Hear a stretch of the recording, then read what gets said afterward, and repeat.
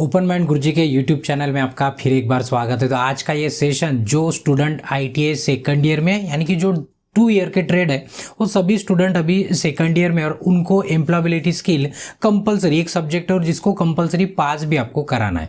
तो आप सभी को ये भी पता है कि अभी सिलेबस चेंज हुआ है। सिलेबस क्या हुआ है? चेंज हुआ है। तो आपको पता है कि एग्जाम में हमारे जो क्वेश्चंस आते हैं वो भारत स्किल से ही आते हैं, ठीक है। तो वही क्वेश्चन आपको सीबीटी एग्जाम में देखने को मिलते हैं। तो उसी का जो सिलेबस है चेंज हुआ, उसी के क्वेश्चन आ गए, मतलब नए एमसीक्यू भारत स्किल पे अवेलेबल हो गए। वो हमने ट्रांसलेट करके आपको अवेलेबल करा के दे दिए। तो उसका भी लिंक हमने डिस्क्रिप्शन में दे दिया है, वहां से आप फ्री में डाउनलोड कर सकते हो। तो आज का जो सेशन रहेगा खास रहेगा एम्प्लॉयबिलिटी स्किल, जो नया पीडीएफ आया, नया एमसीक्यू, जिसमें लगभग 135 यानी कि 135 लगभग क्वेश्चन है।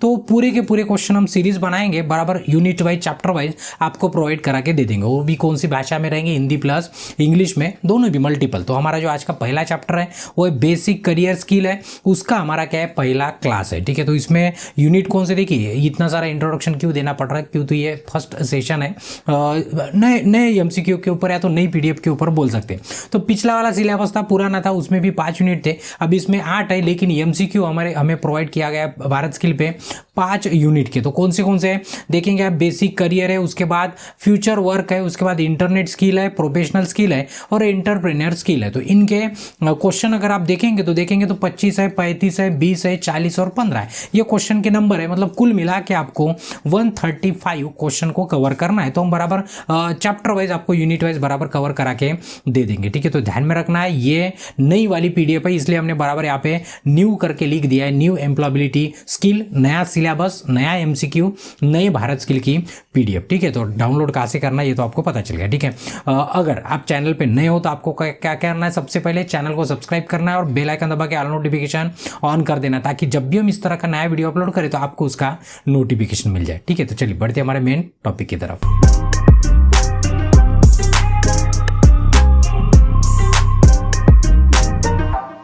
तो आज का हमारा जो टॉपिक है वो टॉपिक है पहला यूनिट, यानी कि पहले यूनिट से हम एमसीक्यू स्टार्ट करेंगे। तो पहले यूनिट का नाम है बुनियादी करियर कौशल्य, या तो उसको इंग्लिश में कहेंगे बेसिक करियर स्किल, जिसमें लगभग 25 एमसीक्यू मतलब 25 क्वेश्चन है। 25 भी क्वेश्चन आज के सेशन में क्या कर देंगे, हम कवर कर देंगे। तो ये पहला सेशन है और से हम रिपीट करा देते हैं कि ये नई पीडीएफ, नया सिलेबस का नया पीडीएफ, नया एमसीक्यू भारत स्किल पे अवेलेबल है, हिंदी, इंग्लिश, मराठी, जो ट्रांसलेट करके हमने अवेलेबल करा के दिया है, उसका लिंक हमने डिस्क्रिप्शन में दे दिया, ठीक है। अब यहाँ पे एक इंस्ट्रक्शन है आपको, देखिए सबसे पहला जो कॉमन होता है हमेशा कि क्वेश्चन हमारे 2 लैंग्वेज में रहेंगे, हिंदी प्लस इंग्लिश में। हम कोशिश करेंगे कि हिंदी में पढ़ने की, जिनको इंग्लिश जमता है वो इंग्लिश भी पढ़ सकते हैं, ठीक है। तो जितना कम समय में जितना ज़्यादा होगा उतना हम पढ़ाने की कोशिश करेंगे। और दूसरा एक इंस्ट्रक्शन या तो एक निवेदन कह सकते हैं, आपको एक रिक्वेस्ट है कि आपको क्या करना है कि तो पिछली बार थोड़ी सी प्रॉब्लम कर दी थी किसने, निम्मी ने, तो इस बार नहीं होने को ना, सबको प्रिकॉशन लेना है। इसके पहले भी हमने इंट्रोडक्शन वाला जब सेशन बनाया था कि ये जो सीरीज है या तो ये जो एमसीक्यू उसका अपडेट दिया था, तभी भी हमने आपको बताया था कि आपको क्या कर लेना है पढ़ते वक्त। अब ये 135 तो नए हैं, लेकिन आपको पता है इसके पहले 418 क्वेश्चन थे। कितने क्वेश्चन थे? 418। तो उसको भी पढ़ लेना है। सबसे पहले 135 जो क्वेश्चन है, जो अभी सीरीज चल रही है, उसको पढ़ना है। उसके बाद अगर आपको समय मिलता है तो याद से पुराने वाले भी क्वेश्चन पढ़ लेना है, पुराने वाले भी क्वेश्चन पढ़ लेना है। तो उसकी पूरी की पूरी सीरीज जो है, हमारे अपना जो चैनल है ओपन माइंड गुरुजी, इसी चैनल पे प्लेलिस्ट में जाके देखेंगे तो आपको इसकी भी प्लेलिस्ट मिलेंगी। तो ये भी पूरे के पूरे क्वेश्चन आपको पढ़ के रख देना है, क्यों तो सिक्योरिटी पर्पस हो सकता है कहीं चल के दोनों भी करके मिक्स दे देंगे आपको, तो उसका कोई चांस नहीं। इसलिए चांस नहीं लेना है, हमें रिस्क नहीं लेना है, हमें पूरे में से 50 मार्क्स लेने की कोशिश करना ही है, ठीक है। तो हम बढ़ते हैं अपने पहले क्वेश्चन की तरफ। तो ये ध्यान में रखना है, पढ़ना दोनों भी पीडीएफ है हमारे हिसाब से, बैकअप के तौर पर आपको 418 क्वेश्चन रख देना है अपने पॉकेट में, ठीक है। चलिए सबसे पहला क्वेश्चन, अभी चैप्टर का नाम भी आपको पता चल गया कि हमारा करियर का जो स्किल है उसमें कौन सी बातें चाहिए, यानी कि हम जैसे आईटीआई पास हो गए और उसके बाद अभी बाहर निकलना है हमें, तो हमें कौन सी बातें पता होना, ये सब हम मतलब ये सब इस सेशन में कवर कर देंगे। या तो ये क्वेश्चन उसी के ऊपर बेस है, ठीक है। तो पहला क्वेश्चन है सबसे पहले कि निम्नलिखित में से कौन सा रिज्यूम में शामिल होता है। अब रिज्यूम सभी को पता है, देखिए रिज्यूम और आपको बायोडाटा, ये 2 वर्ड आपने सुने होंगे। बायोडाटा क्या होता है, जब शादी में हो वगैरह देते हैं, शादी वगैरह करना है आपको तो आपको बायोडाटा देना पड़ता है। तो बायोडाटा और रिज्यूम दोनों में क्या फ़र्क है?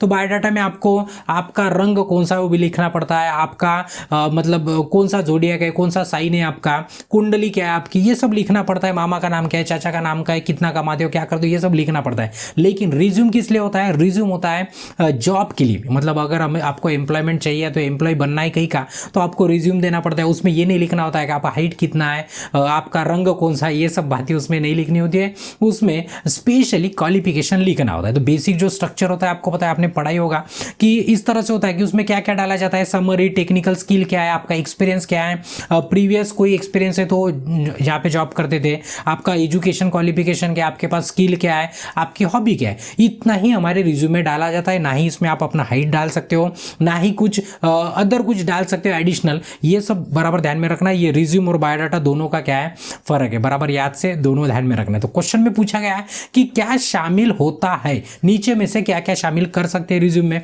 तो आपने बता दिया बायोडाटा अलग है और रिज्यूम क्या है, अलग है। रिज्यूम के सीवी भी कहा जाता है। तो अभी फिलहाल यहाँ पे कोई शब्द नहीं है इसे, तो टेंशन लेने की जरूरत नहीं। सबसे पहले एकदम देखिए, एकदम आसान है, सिर्फ आपको समझ लेना है रिज्यूम में क्या क्या डाल सकते हैं, ये सब पता होना हमने बता दिया। देखो पहला ऑप्शन है आपके पास कि आपके शौक पसंद भी डाल सकते हैं ना, कोई दिक्कत नहीं, बट पसंदीदा भोजन या तो रुचि या पसंदीदा भोजन नहीं डाल सकते, इसलिए पहला ऑप्शन कट गया।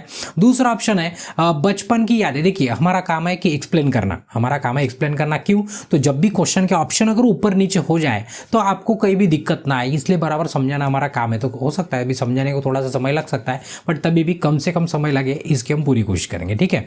देखिए दूसरा ऑप्शन है कि बचपन की यादें। बचपन की यादें रिज्यूम में डालने का कोई मतलब ही नहीं बनता है, ठीक है। उसके बाद है दैनिक दिनचर्या, यानी कि दिन में आप क्या करते हो, ये भी रिज्यूम में लिखने की जरूरत नहीं है, ठीक है। तो तीनों ऑप्शन लगभग कट गए, बचा एक ही ऑप्शन उसमें लिखा है।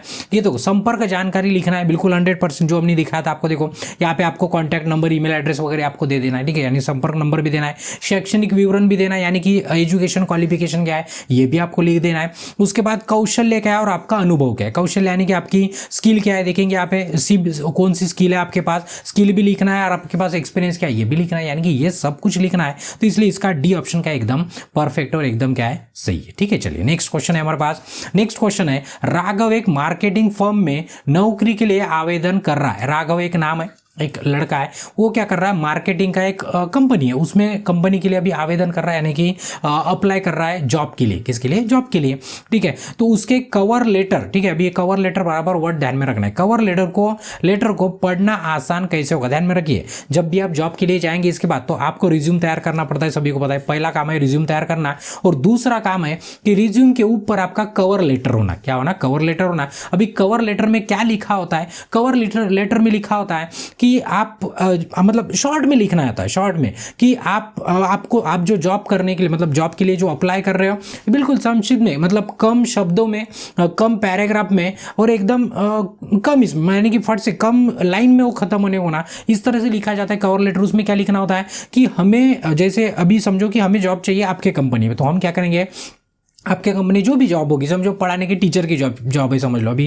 कंपनी में नहीं होती है बट समझ लो, तो हम क्या करेंगे, लिखेंगे कि हम क्यों जॉब के लिए अप्लाई कर रहे हैं और आपको हमें जॉब क्यों देना चाहिए। क्यों? तो हम अच्छे से पढ़ा सकते हैं, हमें अच्छा सा एक्सपीरियंस है, तो ये सब हम लिखेंगे। तो ये सब आपको भी लिखना है। क्या लिखना है कवर लेटर में? कि हम क्यों इसके लिए काबिल है, क्यों काबिल है, ये लिखना है 2-4 वर्ड में, मतलब 2-4 सेंटेंस में, उसको कवर लेटर कहा जाता है। तो ठीक है, तो यहाँ पे आसान कैसे हो सकता है, कोई भी चीज़ आसान कैसे हो सकती है, एकदम सिंपल है, शॉर्ट में, एकदम टू दी पॉइंट है, बराबर जो जरूरी है वही लिखा है, तो वो क्या होता है, आसान होता है। तो नीचे में देखेंगे लंबा विवरण, ये तो आसान नहीं हो सकता है, ठीक है। उसके बाद टेक्स्ट को छोटे पैराग्राफ में विभाजित करना, यहाँ पे आसान कौन सा होगा ऐसे पूछा गया है, ठीक है।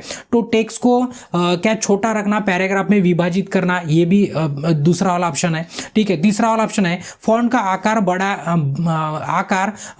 बढ़ाए सभी, मतलब सभी का फॉन्ट का आकार बढ़ा दे। फॉन्ट आकार बढ़ाने से कोई फर्क नहीं पड़ेगा, यानी कि उसको समझेगा नहीं, बट दूसरा वाला ऑप्शन देखेंगे ना आप, देखो ऑल ऑफ द अबव का तो सवाल ही नहीं उठता। दूसरा ऑप्शन है कि टेक्स्ट को छोटे पैराग्राफ में विभाजित करें, यानी कि जो भी आपने लिखा है ना, तो छोटे छोटे पैराग्राफ में, यानी कि समझने वाले को आसानी से समझ जाए, आसानी से क्या हो जाए, समझ जाए। इस तरह से क्या चाहिए, आपका कवर लेटर चाहिए। क्या चाहिए? कवर लेटर, इसलिए इसका बी ऑप्शन का एकदम परफेक्ट है, ठीक है। उसके बाद दूसरा क्वेश्चन है नौकरी के लिए आवेदन करते समय प्रभावशाली रिज्यूम बनाने के बाद अगला कदम क्या होता है। देखो आपने रिज्यूम तैयार कर लिया और अभी भी हमने बताया कि रिज्यूम तैयार होने के बाद सबसे पहला काम है कि आपको पहले आपका कवर लेटर तैयार करना है। क्या करना है, कवर लेटर, कि हमें जॉब के लिए अप्लाई कर रहे हैं तो उसको बताना है कि नहीं, हम क्यों आपके लिए परफेक्ट है, हमें क्यों आपको सिलेक्ट करना चाहिए, या तो उस पोस्ट के लिए हम क्यों परफेक्ट है, ये आपको उसको इसमें लिखना होता है। तो रिज्यूम बनाने के बाद अगला कदम क्या होता है, पहला है कि नियोक्ता को रिज्यूम भेजो, यानी कि जो एम्प्लॉयर है, जो हमें जॉब देने वाला, उसको रिज्यूम भेजो। बिल्कुल ही नहीं, पहले ये वाला काम बिल्कुल करना नहीं है, ठीक है। प्रभावी कवर लेटर लिखना, बिल्कुल ये बात करना है आपको कि सबसे पहले प्रभावी मतलब इफेक्टिव अच्छे तरह से कवर लेटर बनाना है, तभी कवर लेटर रहेगा, उसके नीचे हमारा रिज्यूम रहेगा, तभी आपको क्या करना है, अप्लाई करना है, ठीक है। उसके बाद है साक्षात्कार की तैयारी करना, बिल्कुल नहीं, इंटरव्यू तो बात की बात है, ठीक है। नौकरी के लिए आवेदन करना, पहले ही आवेदन नहीं करना है, सबसे पहले क्या करना है, आपका प्रभावशाली कवर लेटर लिखना है या तो आपको तैयार करना है, इसलिए इसका बी ऑप्शन का एकदम परफेक्ट है, ठीक है। उसके बाद नेक्स्ट क्वेश्चन है कि प्रणव वह अपने बायोडाटा पर काम कर रहा है, यानी कि प्रणव क्या कर रहा है, प्रणव अपना बायोडाटा बना रहा है। क्या बना रहा है, बायोडाटा बना रहा है। तो अपने बायोडाटा की समीक्षा, देखिए बायोडाटा अभी हमने बोल दिया कि वो शादी के लिए यूज करते हैं, बट कभी कभी रिज्यूम को भी बायोडाटा बोला जाता है, पर ध्यान में रखना दोनों में डिफरेंस क्या है, शादी के लिए क्या जरूरी है और जॉब के लिए क्या जरूरी है, ये सब आपको दोनों भी समझ लेना है, ठीक है। तो बायोडाटा की समीक्षा करते समय प्रणव को क्या ध्यान में रखना चाहिए, मतलब आपने बायोडाटा बना लिया बट आपको क्या करना होता है, एक बार रिव्यू करना होता है। क्या करना होता है, रिव्यू, मतलब कोई भी काम कर लो एक बार देख लेना होता है। तो उसमें क्या क्या देख सकते हैं आप, देखिए सबसे पहला वर्तनी और व्याकरण की गलतियों की जांच करना है, बिल्कुल मतलब कोई स्पेलिंग एंड ग्रामर मिस्टेक है क्या, ये चेक कर लेना है। उसके बाद सुनिश्चित करें कि दी गई जानकारी सही है, यानी कि जो भी आपने डाला बिल्कुल सही है, उसमें गलत कुछ नहीं है। तीसरा वाला है कि नौकरी से मेल खाने वाला कौशल्यों योग्यता को हाईलाइट करें, यानी कि जिसके लिए आप अप्लाई कर रहे हो, समझो कुछ मार्केटिंग लिए अप्लाई कर रहे हो तो मार्केटिंग का जो आपका स्किल है उसको बराबर हाईलाइट करना है कि नहीं, ये हमारे पास स्किल है जो आपके काम का है, इसलिए आपको हमें सिलेक्ट करना है, तो उसको बराबर हाईलाइट करना है, यानी कि सबको सब करना है, यानी कि इनमें से सभी आपको करना है, तो इसलिए इसका डी ऑप्शन का एकदम परफेक्ट है, ठीक है। चलो नेक्स्ट क्वेश्चन है। उसके बाद पूजा एक ऑटोमोबाइल कंपनी में मोटर मैकेनिक पद के लिए आवेदन कर रही है। पूजा क्या कर रही है, ऑटोमोबाइल कंपनी में एक मैकेनिक, मोटर मैकेनिक के की पोस्ट है, वो वहाँ पे वो अप्लाई कर रही है, ठीक है। आगे में उसके कवर लेटर में क्या शामिल करना चाहिए, देखो कवर लेटर किसी का भी और कुछ भी हो, सबसे इंपॉर्टेंट क्या शामिल करना है कि हमें जॉब क्यों आपको देना है, या तो हम कैसे परफेक्ट है उस जॉब के लिए, ये आपके कवर लेटर में लिखना बहुत जरूरी होता है, ठीक है। देखो क्या लिखना है कवर लेटर में शामिल करना चाहिए, ऐसे आपको पूछा गया है। तो देखो वेतन की अपेक्षा उसमें बिल्कुल नहीं लिखना है, वो आपको इंटरव्यू में पूछेंगे कि भाई कितना पेमेंट लेंगे करके, तो बात की बात है, ठीक है। शिक्षा का विवरण भी नहीं लिखना है, क्यों, तो वो सब हमने रिज्यूम में लिख दिया है। क्या लिखना है, कारण लिखना है कि वह भूमिका के लिए उपयुक्त क्यों है, यानी कि हम कैसे परफेक्ट है उस जॉब के लिए, ये आपको कवर लेटर में लिखना होता है, तो ये बिल्कुल सही बात है, सी।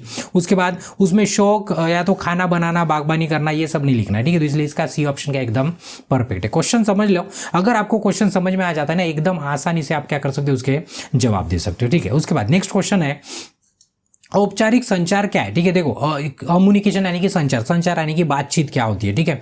तो फॉर्मल यानी कि क्या होता है, दो वर्ड आपको बराबर ध्यान में रखना है, एक फॉर्मल जिसको औपचारिक करेंगे और एक होता है अनौपचारिक, ठीक है। तो दोनों भी बराबर आपको ध्यान में रखना है। फॉर्मल यानी कि जो ऑफिस में बातचीत होगी वो क्या होगी, फॉर्मल होगी। अगर आप किसी कंपनी में काम करते हो तो आप अपने फ्रेंड जैसे आपके बॉस के साथ बात नहीं कर सकते, ठीक है, मतलब जो भी आपका हेड रहेगा, जो भी आपके ऊपर अगर सुपरवाइजर है, उनके साथ दोस्त जैसे बात नहीं कर सकते, तो वो क्या हो गया, फॉर्मल हो गया, ठीक है।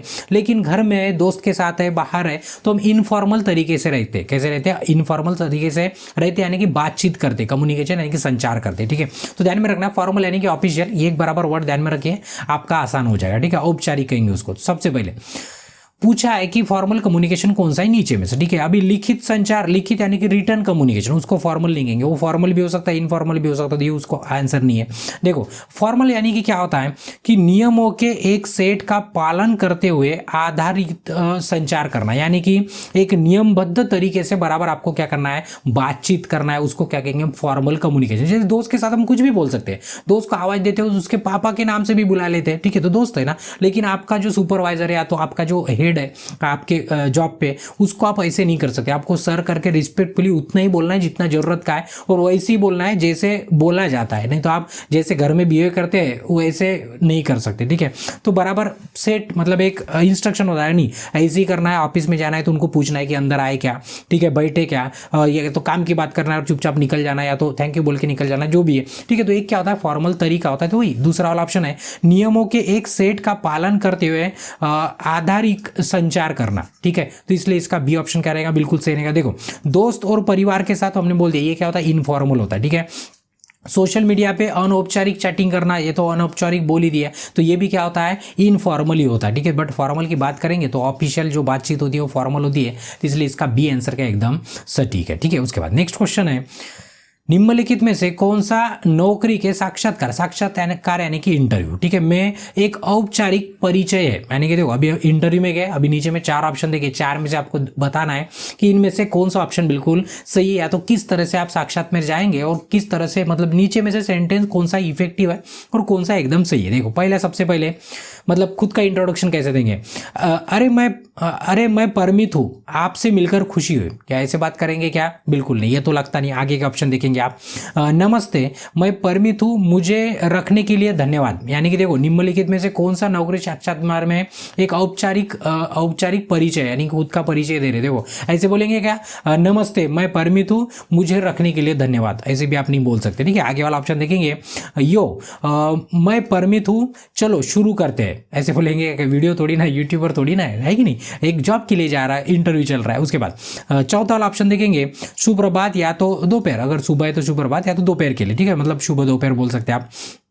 मैं परमित हूँ और इस भूमिका के लिए मुझे चुनने के लिए मैं आपका धन्यवाद करना चाहता हूँ, ठीक है। यानी कि आपको क्या क्या पूछा गया है, कि पूछा गया यानी कि आपको देना इंटरव्यू, तो इंटरव्यू में पूछा गया, आपको सिलेक्ट भी कर लिया है, तो आपको इस तरह से बोलना है कि मेरा नाम ये है, मुझे इस भूमिका के लिए आपने सिलेक्ट किया, तो आपका इसके लिए मैं धन्यवाद कहना चाहता हूँ। तो ये डी वाला ऑप्शन है ना, एकदम परफेक्ट दिख रहा है।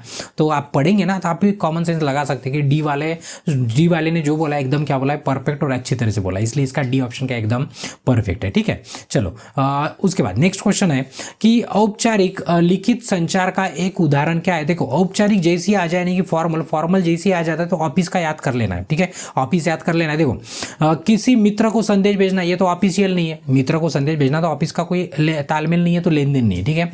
व्हाट्सएप पे संदेश भेजना, ये भी ऑफिशियल नहीं है, ऑफिस में व्हाट्सएप पे से भेज सकते हैं क्या, नहीं भेज सकते, ठीक है, ईमेल करना होता है, ठीक है। अपने प्रबंधक को ईमेल लिखना, यानी कि आपको क्या करना है, ईमेल लिखना है अपने मैनेजर को, ये हो सकता है हमारा फॉर्मल कम्युनिकेशन, यानी कि वो भी रिटर्न वाला, रिटर्न यानी कि जिसमें बिना आवाज से, शब्द से लिख के हम भेज सकते हैं, उसको रिटर्न लिखित कहा जाता है, ठीक है। उसके बाद है पोस्ट, सोशल मीडिया पे पोस्ट करना, ये भी तो कोई मतलब फॉर्मल कम्युनिकेशन नहीं है, ठीक है, इसलिए इसका सी ऑप्शन का एकदम परफेक्ट है, ठीक है। चलो नेक्स्ट क्वेश्चन है, उसके बाद नौकरी के लिए इंटरव्यू के दौरान अगर आप कोई सवाल सुन या समझ नहीं पा रहे हो तो आप क्या कहेंगे। अभी समझो इंटरव्यू चल रहा है और आगे वाले ने कोई सवाल पूछ लिया, अभी धीरे से पूछ लिया होगा, ठीक है, आपको चेक करना होगा आपके मतलब आपके कान काम करते हैं कि नहीं। तो अगर आपने सुना नहीं है तो आपको समझ में नहीं है कि आगे वाला क्या पूछ रहा है, तो आप किस तरह से उसको बोलेंगे, यानी कि किस तरह से पूछेंगे आपको, कि आपको तो डबल पूछना है कि तो आपने सुना ही नहीं कि आप आगे वाला क्या बोल रहा है, तो समझा ही नहीं, तो किस तरह से पूछेंगे आप, ये पूछा है सबसे पहले सवाल। देखो, सबसे पहला है माफ करें, ठीक है, माफ करें मेरी समझ में नहीं आया, ठीक है, माफ करें मेरी समझ में नहीं आया, क्या आप कृपया प्रश्न दोहरा सकते हैं। बिल्कुल अच्छा तरीका दिख रहा है पहला। दूसरा वाला देखेंगे, अरे क्या आप दोहरा सकते हैं, मेरा ध्यान नहीं था, फिर ध्यान नहीं था तो इंटरव्यू के लिए क्यों आया, ऐसे बोल देंगे, दिया वाला ऑप्शन गलत हो गया। मैं खो गया हूँ, यानी कि मैं मेरा ध्यान कहीं और था, क्या आप इसे दोबारा बोल सकते हैं, ऐसे नहीं बोल सकते, आपका इंटरव्यू में ध्यान नहीं है तो जॉब कैसे देंगे आपको, बराबर है, ये भी गलत हो गया। उसके बाद स्पष्ट रूप से बोले और प्रश्न दोहराए, मतलब आपको बोलना है आगे वाले को कि अरे स्पष्ट रूप से बोलो, हमें बराबर ध्यान में नहीं आ रहा, और से रिपीट करो, ऐसे भी आप नहीं बोल सकते, उसको ऑर्डर नहीं दे सकते, आपको रिक्वेस्ट करना है। तो ए वाला ऑप्शन एकदम परफेक्ट दिखता है कि आप मुझे माफ करिए, मेरे समझ नहीं आया, क्या आप कृपया प्रश्न दोहरा सकते हैं, बिल्कुल अच्छी तरीके से दोहरा भी देगा, आपको कुछ बोलेगा भी नहीं, ठीक है, इसलिए इसका ए ऑप्शन का एकदम परफेक्ट है, ठीक है। नेक्स्ट, उसके बाद नेक्स्ट क्वेश्चन है आपका, कि नौकरी के लिए इंटरव्यू के दौरान रमेश से उसकी 3 सबसे अच्छी खूबियों के बारे में पूछा जाता है। इंटरव्यू चल रहा है और रमेश को क्या हुआ, इंटरव्यूअर ने पूछा कि तुम्हारी 3 सबसे खास खूबियां कौन सी हो बताइए। ठीक है, तो निम्नलिखित में से कौन सा जवाब अच्छा एकदम अच्छा, देखो अच्छे की बात करें, बातचीत तो कुछ भी हो सकती है बट अच्छी बातचीत कौन सी, औपचारिक संचार को दर्शाता है। औपचारिक यानी कि फॉर्मल, कौन सा नीचे में से 4 ऑप्शन दिए बराबर पढ़ना है, उसमें से एकदम ठीक कौन सा लगता है। पहला वाला देखेंगे, देखिए उसको 3 खूबियां पूछी है, तो पहला ऑप्शन क्या दे रहा है, मतलब पहला स्टूडेंट क्या दे रहा है जवाब कि मैं बहुत सी चीजें में बहुत अच्छा हूं। खूबियां पूछी है तो ये बोल रहा है मैं बहुत सी चीजों में अच्छा हूं, ये तो आंसर नहीं हो सकता ना, उसको 3 खूबियां पूछी है। ठीक है, ये तो गलत हो गया। उसके बाद मुझे लगता है मैं हर चीज थोड़ी थोड़ी कर सकता हूं। अरे भाई ऐसे नहीं पूछा है कि कितनी चीजें कर सकते हो, ऐसे नहीं, 3 खूबियां पूछी थी, ये भी आंसर नहीं हो सकता है। ठीक है, मेरे शीर्ष 3 कौशल्य, एक है पहला समस्या का समाधान, ठीक है, यानी कि प्रॉब्लम सॉल्विंग, एक पहली स्किल है मेरे पास। ठीक है, टीम वर्क यानी कि मैं मिलकर काम कर सकता हूं, और दूसरा विवरण पर ध्यान देना, यानी कि जो भी अटेंशन देना, डिटेल की तरफ अटेंशन करना, ये मेरी 3 खूबियां हो सकती है। तो ये बराबर सेंटेंस देखेंगे आप तो एकदम परफेक्ट तरीके से लिखा है। क्या लिखा है, मेरे 3 कौशल्य कॉमा चाहिए, समस्या समाधान, उसके बाद टीम वर्क और विवरण पर ध्यान देना है। ठीक है, एकदम देखेंगे तो सेंटेंस एकदम परफेक्ट, यानी कि इसका सी ऑप्शन सही हो सकता है। उसके बाद है मुझे नहीं पता इनमें से इसके बारे में कई नहीं सोचा है, ऐसे बोलेंगे क्या, अरे मैंने तो सोचा ही नहीं मेरे अंदर स्किल कौन सी है, ऐसे भी नहीं बोल सकते, इसलिए इसका सी ऑप्शन का एकदम परफेक्ट है। ठीक है, उसके बाद नेक्स्ट क्वेश्चन है अनौपचारिक संचार क्या है। अनौपचारिक यानी कि इनफॉर्मल। इनफॉर्मल कौन सा होता है, जो ऑफिस के बाहर होता है, जैसे हम दोस्तों के साथ बात करेंगे, घर में बात करेंगे, मम्मी पापा के साथ, ये सब क्या होता है, इनफॉर्मल होता है। क्या होता है, इनफॉर्मल होता है। ठीक है, कभी हम ऊंची आवाज से भी वो बातचीत कर सकते हैं। ठीक है, इनफॉर्मल हो गया, मतलब मम्मी के ऊपर अगर जोर से आप चिल्ला भी देंगे तो आपको शाम को खाना मिलेगा, लेकिन अगर आप जॉब पे आपके बॉस पे अगर चिल्लाते हो तो हो सकता है आपका ही टिफिन आपको खाने नहीं देगा।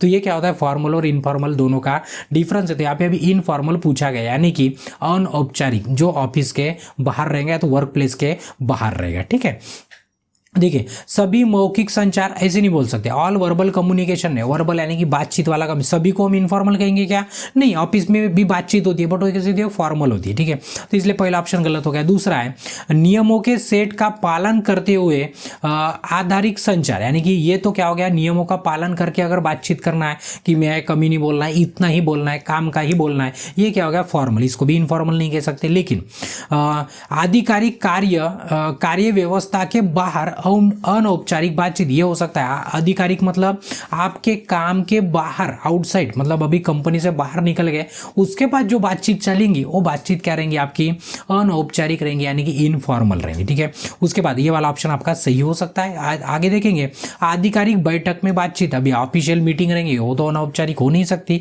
तो क्यों, तो इनफॉर्मल हो नहीं सकती, वो तो फॉर्मल रहेगी। तो ये वाला भी ऑप्शन नहीं हो सकता, इसलिए आपका सी ऑप्शन का एकदम परफेक्ट है। ठीक है, चलो नेक्स्ट क्वेश्चन है निम्नलिखित में से कौन सी कार्यस्थल के भीतर कुछ अनौपचारिक स्थितियां है। अभी देखिए हमने बोल दिया कि ऑफिस में फॉर्मली होने को ना, बट जरूरी है क्या कि हर जगह पे फॉर्मली रहे या तो हर जगह फॉर्मली बात करें, ऐसे नहीं होता। जैसे आप स्कूल कॉलेज में देखेंगे, आप जैसे प्रिंसिपल के कैबिन में जाएंगे तो आपको क्या करना पड़ता है, फॉर्मली बातचीत करना होता है, फॉर्मल बन जाना होता है। ठीक है, लेकिन आप जैसे ही उससे बाहर निकलेंगे, समझो कि टिफिन खा रहे हैं आपके दोस्तों के साथ, तो वहां पे फॉर्मेलिटी नहीं करना है, फॉर्मल नहीं रहना है, वहां पे हम इनफॉर्मल रहते हैं। तो क्वेश्चन में वही पूछा है कि आप तो कंपनी के अंदर हो, लेकिन ऐसी कौन सी स्थिति है जिसमें आप इनफॉर्मल तरीके से बातचीत कर सकते हो, आपका व्यवहार मतलब आपका व्यवहार अनौपचारिक हो सकता है। कौन सी चीज है, या तो कौन सी लोकेशन है, एक तो आपका कैंटीन या तो कैफेटेरिया। ठीक है, कैफेटेरिया में खाना खाना, ठीक है, खाना खाने के लिए बैठे, यहाँ पे तो ऐसी ही बातचीत कर सकते, कोई जरूरी नहीं वहाँ पे फॉर्मल। तो उसके बाद क्या है, वाटर कूलर के पास पानी पीना, यानी कि आप पानी पीने के लिए गए वाटर कूलर के पास, वहाँ पे भी अनौपचारिक बातें हो सकती है। ठीक है, जरूरी नहीं है काम की बातें होगी, बाहर की भी बातें हो सकती है। उसके बाद लॉबी, या तो हॉल में इंतजार करना या टहलना, या तो आप किसी का हॉल में वेट कर रहे हो, ठीक है, लॉबी में जहाँ पे खुली जगह होती है, वहाँ पे भी अनौपचारिक हो सकता है। सिर्फ क्या, वर्क प्लेस पे जाएंगे जहाँ पे काम करना है, वहाँ पे आपको फॉर्मल रहना है, बाकी जगह क्या करना है, इनफॉर्मल ही रहना है।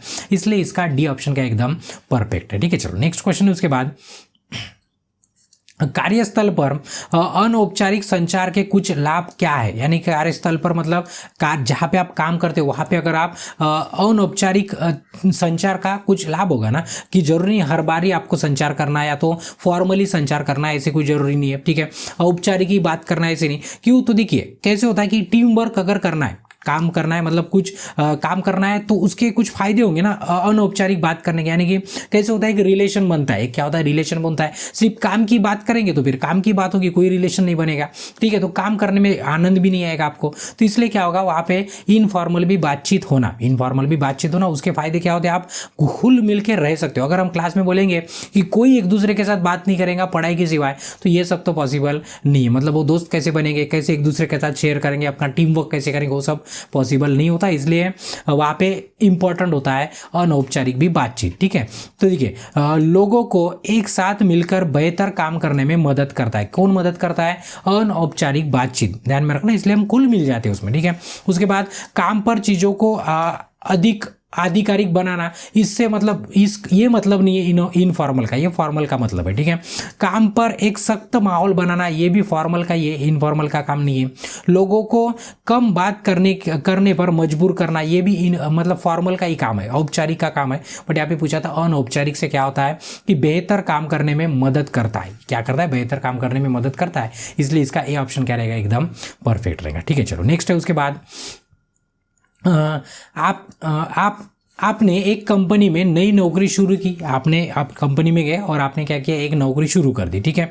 लंच ब्रेक के दौरान आपने देखा कि कुछ सहकर्मी बातें कर रहे हैं, यानी कि आपने देखा लंच ब्रेक में कि कुछ आप ही के साथ काम करने वाले कुछ लोगों की बातें कर रहे हैं, तो बातचीत कर रहे हैं, ठीक है। तो आप उनके साथ अनौपचारिक बातचीत कैसे शुरू करें, यानी कि देखिए सब जन खाने पे बैठ गए समझो एक जगह पे, और आप नए हो वहाँ पे, आप नए हो, तो आप बातों की शुरुआत कैसे करेंगे उनमें जाके।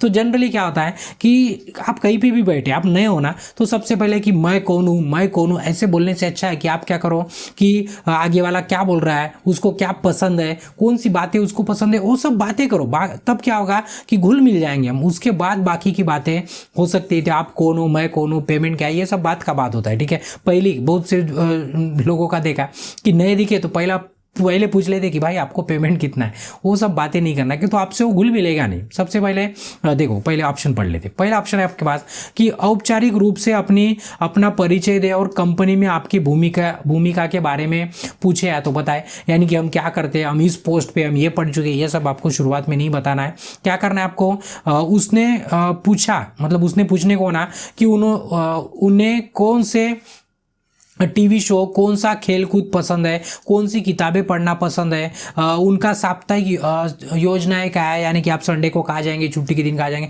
ऐसे बातें करना है, तब जाके आप उसको मिलेंगे। कब, अगर आप नए हो तो सबसे पहले, उसके बाद बाकी का इंट्रोडक्शन बाद में करना है, ठीक है। तो इसलिए इसका बी ऑप्शन क्या था, बिल्कुल सही था। उसके बाद नेक्स्ट क्वेश्चन है, आप काम पर है और आपका सहकर्मी आपसे किसी कार्य में सहयोग मदद मांगता है, तो आप अनौपचारिक रूप से कैसे जवाब देंगे। अगर आपका सहकर्मी यानी कि आपके साथ काम करने वाला है और आपको अभी वो मदद मांगने के लिए आ रहा है, काय के लिए आ रहा है, मदद मांगने के लिए, तो आप उसको कैसे जवाब देंगे, किस तरह से जवाब देंगे।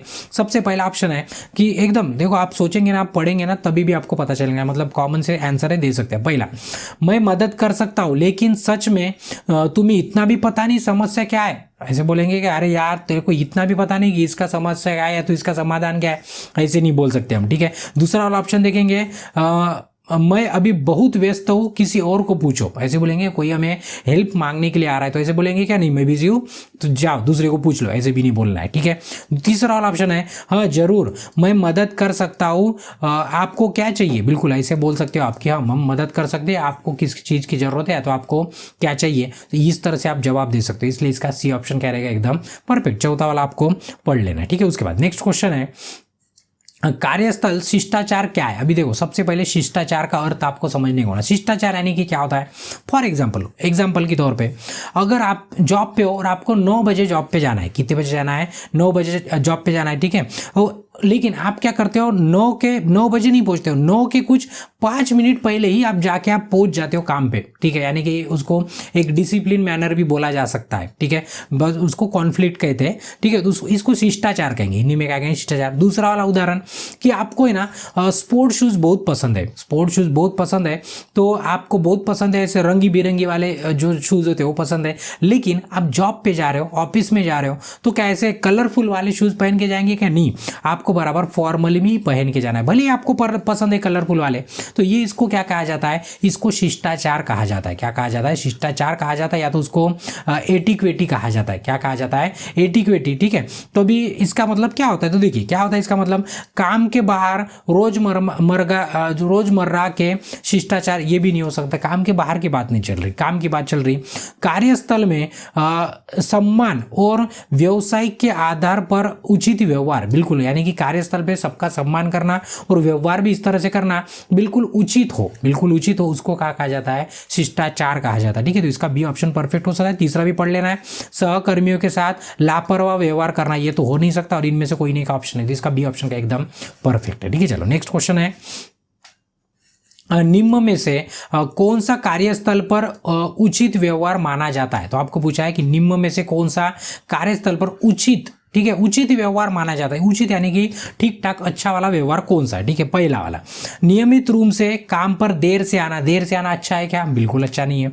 दूसरा, मीटिंग के दौरान दूसरों को टोकना, बिल्कुल नहीं। अभी मीटिंग चल रही, कोई बात कर रहा है, बीच में टोकना, ये भी बिल्कुल सही नहीं है। उसके बाद फोन पर जोर से बात करना, ये भी बिल्कुल गलत है, ठीक है। कार्यस्थल को साफ सुथरा रखना, ये वाला ऑप्शन सही हो सकता है, ये वाला ऑप्शन क्या हो सकता है, एकदम सही हो सकता है, इसलिए इसका डी ऑप्शन का एकदम परफेक्ट है, ठीक है। चलो नेक्स्ट क्वेश्चन है, उसके बाद नेक्स्ट है, क्रिस्टी अपनी डेस्क पर काम कर रही है। क्रिस्टी अपने डेस्क पर काम कर रही है, कार्यस्थल पर, यानी कि जहाँ पे जॉब कर रही है वहाँ पे काम कर रही है, पर निम्नलिखित में से कौन सा व्यवहार अनुचित है? अनुचित यानी कि उसने नहीं करने वाला गलत व्यवहार कौन सा है? अभी देखो, जॉब पे गई, डेस्क पे बैठी, तो 4 ऑप्शन दिए, उसमें से कौन सा काम गलत हो सकता है उस डेस्क पे बैठ के, ठीक है। तो देखिए पहला ऑप्शन है आपको, कार्यस्थल को साफ सुथरा रखना, ये तो काम अच्छा है, बट हमने पूछा गया है कि कौन सा अनुचित है, कौन सा गलत है, ठीक है, ये अच्छा है पहला वाला। दूसरा, विनम्र और स्पष्ट तरीके से बोलना है, ये भी अच्छी बात है। तीसरा, डेस्क पर बार बार टैप करना, यानी कि डेस्क पे बैठे हो, उंगली से ठोक रहे, पेन से ठोक रहे, ये गलत है। ये क्या है? गलत है। तो वहां पे पूछा था गलत क्या है। तीसरा वाला देखेंगे, कार्य पर ध्यान केंद्रित करे और फोन से ध्यान भटकने से बचे, फोन पर ध्यान भटकने से बचे और कार्य पर ध्यान दे, ये भी अच्छी बात है। बात सी वाली अच्छी नहीं है, इसलिए इसका सी ऑप्शन का एकदम परफेक्ट है, ठीक है। उसके बाद नेक्स्ट क्वेश्चन है, टीम मीटिंग के दौरान आयशा द्वारा, ठीक है, अभी टीम की मीटिंग चल रही है, आयशा द्वारा की गई निम्नलिखित में से कौन सी हरकतें कार्यस्थल पर उचित शिष्टाचार को दर्शाती है? तो देखो, उचित यानी कि सही, उचित यानी कि सही। तो अभी नीचे में से जो ऑप्शन दिए है, मीटिंग चल रही है, तो उस नीचे में से कौन सा शिष्टाचार उचित है, ये पूछा है। पहला ऑप्शन है सबसे पहला आपके लिए कि लगातार अपना फोन चेक करना, ये तो उचित नहीं है, बिल्कुल गलत है। आगे वाला बोल रहा है मीटिंग में और हम मोबाइल में घुसे पड़े, ठीक है, तो ये गलत हो गया। उसके बाद, अपने सहकर्मियों से गैर काम की चीजें बारे में बात करना। अभी यहाँ पे मीटिंग चल रही है, क्या चल रही है? मीटिंग चल रही है और हम क्या कर रहे हैं, हमारे सहकर्मी यानी कि हमारे बाजू वाले के साथ क्या कर रहे हैं, फालतू की बातें कर रहे हैं। अरे मीटिंग चल रहा है, ध्यान दो, तो ये भी बात गलत हो गई। उसके बाद है, बोलने वाले को बीच में रोकना, अपने विचार साझा करना। अभी आगे वाला मीटिंग में बोल रहा है, ऐसे नहीं होता है। मीटिंग में क्या होता है, पहले आगे वाला जो बोल रहा है उसको पहले पूरा बोलने दो, उसके बाद हमें बोलना होता है, ठीक है, तो ये भी गलत हो गया। चौथा वाला ऑप्शन है, अपने फोन साइलेंट मोड पर रखे और चर्चा में सक्रिय रूप से भाग ले। बिल्कुल सही बात है कि आपको क्या करना है, आपके फोन साइलेंट पे रखना है और कॉन्सेंट्रेशन से ध्यान देना है, जैसे आप क्लास में हुआ तो कहीं पे भी हो, सेम उसी तरह से, ठीक है, मीटिंग में भी। तो ये सही शिष्टाचार है, तो इसका डी ऑप्शन का एकदम परफेक्ट है, ठीक है। चलो नेक्स्ट ऑप्शन है आपके पास, नेक्स्ट क्वेश्चन है आपके पास, क्वेश्चन नंबर 20। लंच ब्रेक के दौरान अर्जुन ने अपने सहकर्मियों को दूसरे सहकर्मी के बारे में गपशप करते सुन लेता है, ठीक है। उसके बाद अर्जुन को क्या करना चाहिए, यानी कि अर्जुन ने क्या देखा कि अपनी दोस्त, मतलब दोस्त यानी दोस्त नहीं बोल सकते, काम करने वाले हमारे सहकर्मी, ठीक है, जो जहाँ पे जॉब करता है, तो वो क्या कर रहे हैं, दूसरे किसी के बारे में अभी बात कर रहे हैं, जैसे गपशप करना बोलते हैं उसको, चुगली भी बोला जा सकता है, ठीक है, साधारण भाषा में। तो ऐसे अगर कर रहे हैं, गोसिप्स कर रहे हैं, तो अब उस अर्जुन ने अभी क्या करना चाहिए नीचे में से? सबसे पहला ऑप्शन है अपने सहकर्मियों को बताए कि गपशप करना कार्यस्थल पर उचित व्यवहार नहीं है, ठीक है, उचित व्यवहार है, ठीक है, कार्यस्थल पर व्यवहार नहीं है चाहिए था, ठीक है। Tell his coworker that gossip is inappropriate, मतलब ये गलत है, ये क्या है, गलत है, लेकिन थोड़ा सा हिंदी ट्रांसलेशन में प्रॉब्लम है। देखिए, अपने सहकर्मियों को बताना कि गपशप करना कार्यस्थल पर अच्छा उचित नहीं, यहाँ पे अनुचित व्यवहार है, यानी कि गलत व्यवहार है, या उनको समझाना है, बिल्कुल सही, यहाँ पे सही लिखा है। तो ये वाला ए वाला ऑप्शन क्या एकदम परफेक्ट है कि उनको जाके बोलना है कि भाई ये सब करना है ना, बिल्कुल गलत है, हम काम के लिए आए, फालतू की बातें करने के लिए नहीं है, तो दूसरे की बुराई करना है, तो दूसरे का गपशप करना, ये सब गलत है, उनको जाके बताना है। तो इसलिए इसका ए ऑप्शन क्या एकदम परफेक्ट, ठीक है। उसके बाद नेक्स्ट क्वेश्चन है, निम्नलिखित से कौन सा कथन अच्छी टीम वर्क को दर्शाता है? अभी देखो, टीम वर्क यानी कि हम काम कर रहे हैं, मिलजुल के काम कर रहे हैं, ठीक है। तो नीचे में से जो ऑप्शन दिए उसमें से कौन सा ऑप्शन अच्छा रहेगा ये आपको बताना है। सबसे पहला है सभी विचारों को अपने पास रख, यानी कि जो भी हमने सोचा अपने पास रखो, ये तो अच्छा नहीं है, मतलब टीम वर्क नहीं कर सकते, खुद अकेले नहीं है, टीम मिल के काम कर रहे हैं, तो ऐसे नहीं कि मैं अपनी आइडिया अपने पास रखूं, ऐसे नहीं हो सकता है। उसके बाद दूसरा है टीम के साथियों के प्रयासों की आलोचना करें। आलोचना करना बिल्कुल ही गलत है, ठीक है। आलोचना करना कि कोई मतलब अच्छे करने की कोशिश कर रहे हो, उसको बोलना अरे तू कर नहीं सकता, तू ऐसे नहीं कर सकता, ऐसी उसकी आलोचना भी नहीं करना है, या तो तूने गलत कर दिया, ऐसे कुछ नहीं बोलना है, ठीक है। उसके बाद तीसरा है एक सामान्य लक्ष्य की ओर मिलकर काम करना। ये टीम वर्क का गुण है, ये टीम वर्क का गुण है कि हमें मिलकर जब काम करना है तो सभी एक लक्ष्य भी एक है और सबको मिलजुल के काम करना, ये क्या होता है, टीम वर्क का लक्षण होता है, या तो टीम वर्क दर्शाता है। तो सी वाला ऑप्शन बिल्कुल क्या हो सकता है, सही हो सकता है, यानी कि सही, आपको चौथा भी पढ़ लेना है, ठीक है। उसके बाद है टीम वर्क के लिए निम्नलिखित में से किसकी आवश्यकता नहीं होती है? हमें टीम वर्क करना है तो नीचे में से टीम वर्क यानी कि मिलजुल के हमें काम करना है, ठीक है। तो नीचे में से किसकी जरूरत नहीं है, ऐसे आपको पूछा है। सबसे पहला है कि स्वस्थ संचार, एक हेल्दी कम्युनिकेशन होना, गुड कम्युनिकेशन है, इसकी जरूरत है हमें। कार्य का विभाजन, टीम वर्क कर रहे हैं तो हमें कार्य का विभाजन करना चाहिए, तू ये काम कर ले, तू ये काम कर ले, तू ये काम कर ले, ये भी होना चाहिए। लेकिन उसके बाद संघर्ष और बहस नहीं होना चाहिए, ये बिल्कुल जरूरी नहीं है। विश्वास तो आपको बहुत जरूरी है, तो इसका सी ऑप्शन बिल्कुल सही है कि ये नहीं चाहिए। क्या नहीं चाहिए? फालतू का झगड़ा होना, फालतू की बहस होना, फालतू का डिस्कस होना, ये सब नहीं चाहिए हमें टीम वर्क में, क्यों, तो हमारा काम प्रॉपर तरीके से नहीं होगा उसकी वजह से, ठीक है। इसलिए इसका सी ऑप्शन का एकदम परफेक्ट है। उसके बाद नेक्स्ट क्वेश्चन है, रवि दो अन्य साथियों के साथ एक प्रोजेक्ट पर काम कर रहा है। रवि क्या कर रहा है, उसके अपने दो साथियों के साथ प्रोजेक्ट पे काम कर रहा है। इनमें से कौन सी बातें उसे अच्छा टीम खिलाड़ी बनाती है? अभी नीचे में से कौन सी ऐसी बात है, चार ऑप्शन में से, कि उससे क्या कर, मतलब उससे हम बोल सकते हैं कि नहीं रवि क्या है, एकदम बेस्ट है, और रवि क्या है, एकदम अच्छा खिलाड़ी है, ऐसे बोल सकते हैं। खिलाड़ी यानी कि काम का टीम मेंबर, या तो टीम हेड भी बोल सकते हैं, तो टीम मेंबर भी बोल सकते हैं, ठीक है। आगे में जब दूसरे लोग नहीं सुनते तो गुस्सा होना, ये तो बिल्कुल, ये अच्छा है क्या, अच्छा काम, मतलब टीम वर्क में काम करने का एक अच्छा तरीका है क्या? बिल्कुल नहीं है, गुस्सा होने का तो सवाल ही नहीं उठता। दूसरा है टीम को तेजी से काम करने में मदद करने के लिए विचारों को साझा करना, हमारे टीम के साथ साझा करना हमारे विचार, ताकि हमारा काम तेजी से हो। ये टीम वर्क मतलब खिलाड़ी बनने का एक अच्छी बात है, उसमें अच्छी बात है, अच्छा खिलाड़ी बन सकता है जो ऐसा करेगा वो, ठीक है। इसलिए इसका बी ऑप्शन का एकदम परफेक्ट है। बाकी का आपको पढ़ लेना है, ठीक है, मतलब सी और डी आपको पढ़ लेना, ऑप्शन बी बिल्कुल सही था। उसके बाद है आपकी टीम ने एक चुनौतीपूर्ण परियोजना को सफलतापूर्वक पूर्ण किया है, ठीक है। आपको सफलता का जश्न कैसे मनाना चाहिए? जश्न यानी कि जैसे हम सेलिब्रेट करते हैं तो सेलिब्रेट करने के तरीके होते हैं। बर्थडे अलग तरीके से सेलिब्रेट किया जाता है, ठीक है। कोई फेस्टिवल होता है अलग तरीके से सेलिब्रेट किया जाता है। लेकिन हमने कुछ काम लिया था, ऑफिस में एक आधा काम लिया था हमारे वर्क प्लेस पे, और हमने उसको कंप्लीट कर दिया, तो सेलिब्रेट किस तरह से करना है, तो किस शब्दों में करना है, ये आपको पूछा गया। देखो, कहो कि तुमने सब कुछ किया है, यानी कि हमने सब कुछ किया है, दूसरों की तारीफ मत करो, ऐसे नहीं करना है, दूसरों की भी तारीफ करना पड़ेगा। मैंने सब टीम वर्क है, अकेले ने किया है क्या? नहीं, सबने मिलकर किया है, ठीक है। उसके बाद है किसी भी त्रुटि के लिए समूह को दोषी ठहराना है, कि कुछ गलत हो गया तो सबको ही दोषी बोल देना, ये सब गलत है, सिर्फ मैं ही सही हूँ, ऐसे भी नहीं करना है। जश्न मनाए और अगला काम शुरू करे। जश्न मनाए यानी कि जश्न मनाए और अगला काम शुरू न करे, मतलब जश्न मनाए और इसके बाद का काम करे ही नहीं, बस अभी काम करना छोड़ ही दे, ऐसे भी नहीं करना है। क्या करना है, मदद करने के लिए समूह के सभी को धन्यवाद देना है आपको, ठीक है। यानी कि जितने भी हमारे साथ काम कर रहे हैं सभी को बोलना है, सेलिब्रेट करने का तरीका कि जितने भी हमारे साथ काम कर रहे थे सभी को क्या करेंगे हम, धन्यवाद कहते हैं, क्यों, तो सभी ने आपने हमें मदद की है करके, ठीक है। तो हमारा डी ऑप्शन का एकदम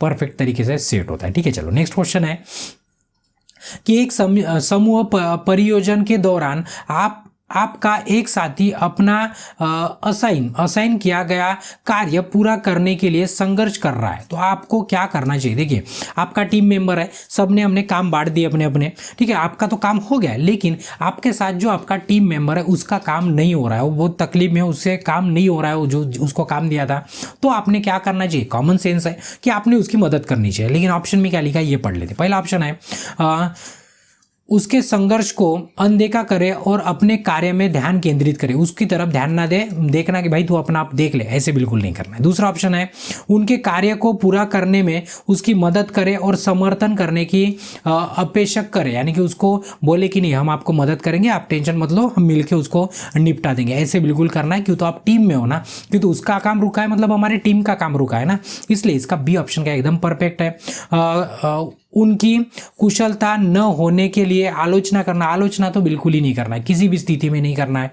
शिक्षक से उसके योगदान की कमी के बारे में शिकायत करे, शिकायत भी नहीं करना है, अरे भाई हमारा टीम मेंबर है, हमारी टीम है, ठीक है, ऐसे नहीं करना है। तो इसलिए इसका बी ऑप्शन का एकदम परफेक्ट है, ठीक है। तो ये थे 25 क्वेश्चन पहले चैप्टर के, ये कहते हैं हमारे 25 क्वेश्चन पहले चैप्टर के। तो इस तरह से हम बोल सकते हैं कि पहला वाला चैप्टर आपका क्या हो गया, कंप्लीट हो गया। तो इसके बाद हम देखेंगे नेक्स्ट वाला चैप्टर फ्यूचर वर्क स्किल वाला, ठीक है। तो ये सेशन नए पीडीएफ का था।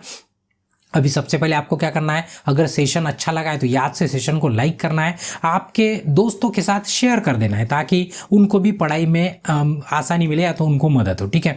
और आपके मन में कोई सुझाव है तो आपको क्या कर देना है, कमेंट में आपकी कमेंट लिख के छोड़ देना। और अभी तक अगर आपने चैनल को सब्सक्राइब नहीं किया तो आपका क्या करना है, चैनल को भी सब्सक्राइब कर देना है। और उसके बाद का नेक्स्ट सेशन देखने के लिए नेक्स्ट वीडियो पर क्लिक करके देख सकते हो। तब तक के लिए ब्रेक लेते हैं, धन्यवाद।